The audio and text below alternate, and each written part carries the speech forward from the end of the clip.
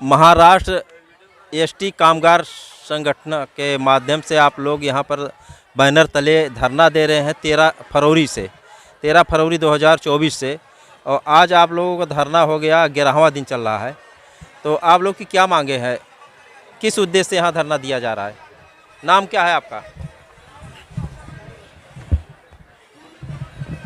मी Shivaji Deshmukh, Maharashtra ST कामगार संघटनेचे उपाध्यक्ष। मान्यताप्राप्त महाराष्ट्र एसटी कामगार संघटनेच्या वतीनं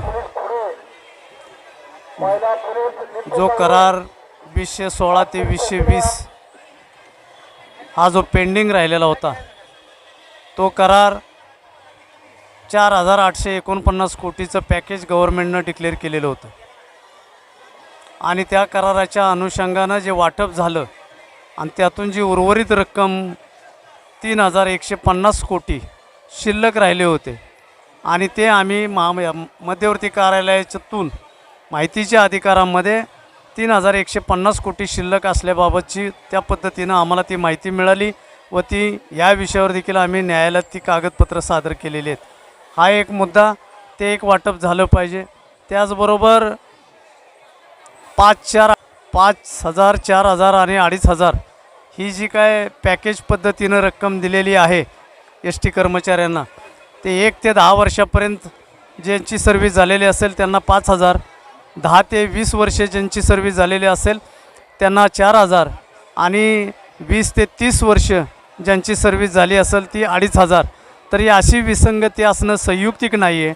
आमचं मत आहे की सर्रास सर्व कर्मचाऱ्यांना 5,000 रुपये बेसिकमध्ये वाढ करून द्यावी, ही एक दुसरी मागणी आहे।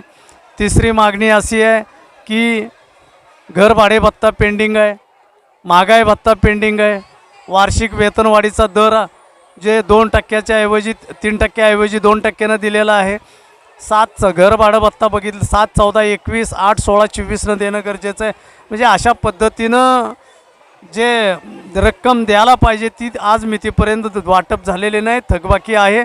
त्यामुळं ती थकबाकी ताबडतोब मिळाली पाहिजे असं आमचं मत आहे। आणि त्या थकबाकीची जर त्याचं हे जर काढली कॉस्ट तर वस्तुस्थिती बघितली गेली तर 990 कोटीचं थकबाकीचं बर्डन पडत आहे। त्यामुळं त्या 990 कोटीचं देखील वाटप होणं गरजेचं आहे। अशा विविध मग बाकीचे देखील अन्य प्रश्न आहेत। आमचं मत आहे की 7वा वेतन आयोग मिळाला पाहिजे। जर आमचा आजही आम्ही म्हणत आहे की वार्षिक जे काय आमचं करार 2 पेंडिंग आहेत, 2016 ते 2020, 2016 ते 2020चा जो करार आहे, 20 ते 2024 हा करार पेंडिंग आहे। आम्ही असं म्हणलेलं आहे की आम्हाला 7वा वेतन आयोग द्या। जे काय 2016 ते 2020चा कराराच्या अनुषंगानं 4,849 कोटीचं पॅकेज दिलेलं आहे। त्याचबरोबर 5, 4, 2,500 याची जी काय रक्कम एकूण होत आहे आणि त्याची जर एकूण रक्कम केली आणि 7वा वेतन आयोगाची एकूण रक्कम जे काय बर्डन पडणार आहे ही किती तफावत आहे, ही शासनानं सहन करावी आणि आम्हाला 7वा वेतन आयोग द्यावा। आम्हाला काय कराराची गरज नाही आहे, आम्ही आयोग स्वीकारायला तयार आहोत। त्याचबरोबर ज्या काय वाहकाच्या कामकाजातल्या अपहरण प्रवण ज्या काय वाहकांच्या बदल्या 3 केसेस झाल्यानंतर त्यांच्या बदल्या केल्या जातात। आता त्याच्यावर त्या परिपत्रकामध्ये बदल केला आणि 5 केसेस झाल्यानंतर त्यांच्या बदल्या केल्या जातात। ही काय 3ला बदल्या केल्या काय आणि 5ला बदल्या केल्या काय?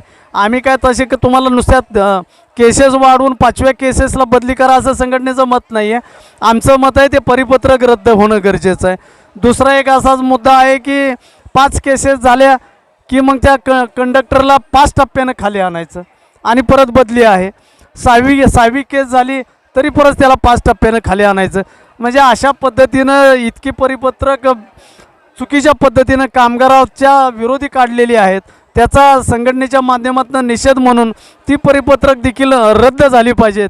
त्यामुळं मान्यताप्राप्त महाराष्ट्र एस टी कामगार संघटनेच्या वतीनं 13 फेब्रुवारीपासून विभागीय पातळीवर पहिलं आंदोलन केलं। आझाद मैदानावर देखील इथलं आंदोलन चालू होतं।